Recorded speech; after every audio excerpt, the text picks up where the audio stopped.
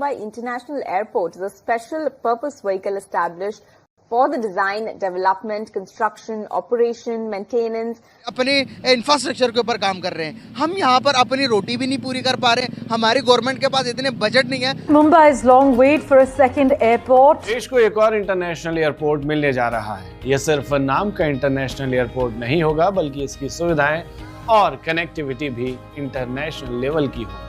पाकिस्तान में airport I think totally 10 या 12 होंगे इंटरनेशनल और नेशनल फ्लाइट्स के लिए, जिसमें से 1-2 को तो वैसे ही मसला रहता है कि एक्सीडेंट होते रहते हैं आए दिन। तो इतना शानदार एयरपोर्ट बनाया गया, इसकी कुल लागत कितनी आई होगी?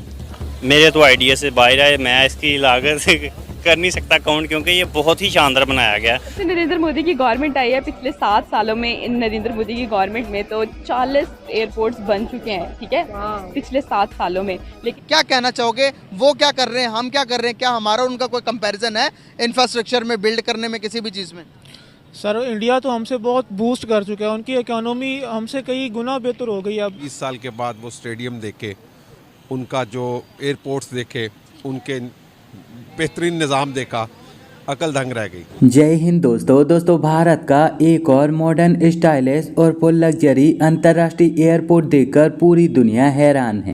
सिर्फ अपने पेट पर हाथ फेर रहे हैं, खुद कहते हैं हमें मिले, हमें मिले, हमें मिले। वो कहता है मुझे क्यों निकाला, वो कहता है मुझे क्यों निकाला, मुझे कोई एक प्रोजेक्ट, कोई सोच, कोई प्रोजेक्ट नहीं है, कुछ नहीं किया। कम से कम एक पब्लिक ट्रांसपोर्ट ही शुरू कर दें। हमने मसलन आउट ऑफ सिटी जाना है, बहरिया है या कहीं अपने सिटी में कहीं जाना है, तो हमारे लिए ट्रांसपोर्ट ही नहीं है। कोई पहले बसों का निज़ाम होता था, वो ख़त्म कर दिया गया है। कम से कम वो निज़ाम तो अब दरअसल बहुत ही जल्द भारत को एक और नया अंतर्राष्ट्रीय एयरपोर्ट मिलने जा रहा है, और यह अंतर्राष्ट्रीय एयरपोर्ट सिर्फ नाम का एयरपोर्ट नहीं होगा, बल्कि इसकी सारी सुविधाएं और कनेक्टिविटी भी इंटरनेशनल लेवल की ही होंगी। प्रधानमंत्री मोदी आगामी 8 अक्टूबर को नवी मुंबई इंटरनेशनल एयरपोर्ट का उद्घाटन करने वाले हैं। यह हवाई अड्डा मुंबई क्षेत्र का दूसरा सबसे बड़ा एयरपोर्ट होगा, जो कि छत्रपति शिवाजी महाराज अंतर्राष्ट्रीय हवाई अड्डे के काफी हद तक भार को संभालेगा। DGCA ने इस हवाई अड्डे के लिए 30 सितंबर को आधिकारिक तौर पर लाइसेंस जारी कर दिया था, और अब बहुत ही जल्द इस एयरपोर्ट से उड़ान सेवाएं भी शुरू हो जाएंगी। हम आपको बता दें कि इस प्रोजेक्ट में अडानी ग्रुप की 74% की हिस्सेदारी है, जबकि सिंडको की 26% की हिस्सेदारी है। यह एयरपोर्ट नवी मुंबई के उल्बे में बना है, जो कि साउथ मुंबई से तकरीबन 36 किलोमीटर दूर है। इस एयरपोर्ट में 2 पैरेलल कोडअप रनवे बनाए गए हैं, जिनकी लंबाई तकरीबन 3600 मीटर और चौड़ाई 60 मीटर होगी।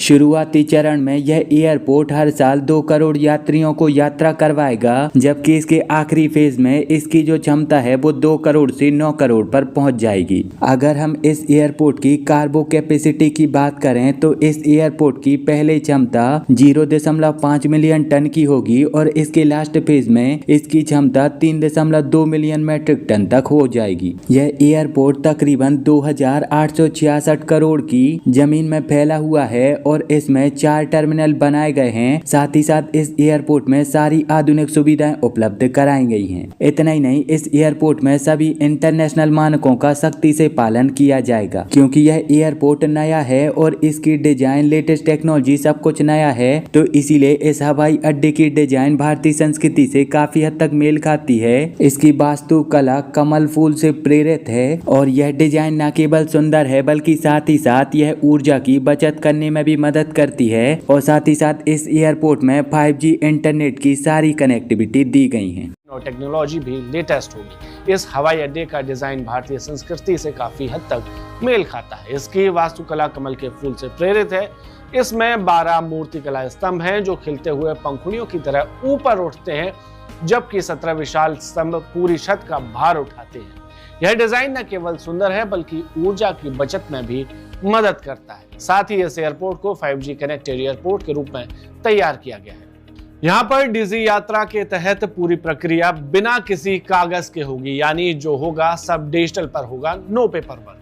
यात्रियों के लिए smart traffic management, automated baggage handling system और इंटरनेट ऑफ थिंग्स IoT जैसी निगरानी रखने वाली सुविधाएं दी गई हैं। एयरपोर्ट पर बच्चों के लिए प्लेइंग एरिया, यात्रियों के लिए आराम के लिए ट्रांजिट होटल और प्रीमियम लाउंज भी बनाए गए हैं, ताकि यात्री अपने बैगेज को घर से डेस्टिनेशन तक सीधे पहुंचा सके। हमारी गवर्नमेंट के पास इतने बजट नहीं है, $600 बिलियन उनके पास रिजर्व है, हमारे पास कुछ भी नहीं है। कैसे देखते हैं आप? बेसिकली हमारे मुल्क में सबसे जो बुनियादी मसला है वो है सिक्योरिटी का। जब तक आप सिक्योर नहीं होंगे तब तक किसी किस्म की कोई इन्वेस्टमेंट नहीं आ सकती। सिक्योरिटी का इशू है डेफिनेटली। आप देख रहे हैं कि यहाँ पे पाकिस्तान में कोई 2-3 दहाइयों से यही मसले चलते आ रहे हैं सिक्योरिटी के। कभी बम ब्लास्ट, दहशतगर्द तंजीमें आ रही हैं, और जब तक पीस ना होगा, इकोनॉमी के लिए पीस होना बड़ा ज़रूरी है। जब पीस होगा तो फॉरेन इन्वेस्टर आप अट्रैक्ट करेगा डेफिनेटली। तो किसी भी मुल्क के लिए फॉरेन इन्वेस्टमेंट आना, जैसे हम डेवलपिंग कंट्रीज़ हैं, हमारे लिए तो फॉरेन इन्वेस्टमेंट बहुत अहम है, ताकि हमें सर्कुलर डेट्स हैं, फॉरेन डेट्स हैं, और मोस्टली हमारी जो परचेज़ है वो डॉलर में है। तो डेफिनेटली ये चीज़ जो है ना अफेक्ट करती है। एयरपोर्ट का जो है फर्स्ट लुक देखा था, तब भी हम जो है बहुत ज़्यादा इंप्रेस हुए थे, और तब मुझे लगा था कि जितना भी काम वो जो छत का हुआ है ना, वो शायद जो है ना गोल्डन कलर में जो है ना कोई चीज़, यानी कि एल्यूमिनियम कह लें या कुछ और कह लें, इस तरह की चीज़ यूज़ की गई है।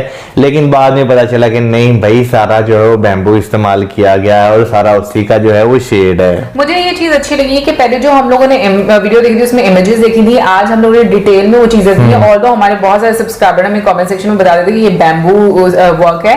सो अभी जैसे डिटेल में देखा, जो सीलिंग थी और इवन के जो पिलर्स थे, तो मुझे बहुत खूबसूरत और बहुत यूनिक लगा। और जिस तरह मतलब बेंगलुरु को गार्डन सिटी भी बोला जाता है, वो थीम भी एक रखा गया। फिर उसके बाद जो उसका कल्चर है, जो हेरिटेज है, उसको भी बीच में दर्शाया गया, और विद मॉडर्न टेक्नोलॉजी। तो मुझे ये चीजें बहुत ज्यादा अच्छी लगी।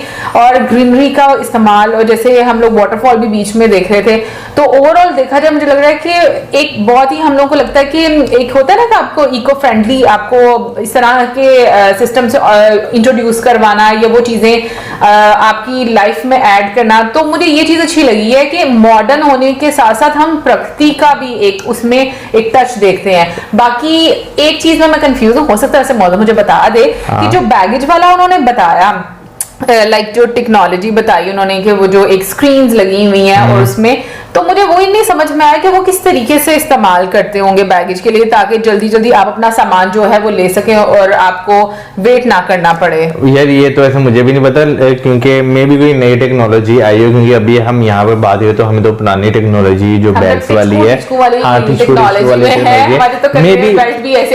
मे भी हो सकता है कि क्या नाम लेते हैं, कुछ इस तरह का सिस्टम हो, क्योंकि अक्सर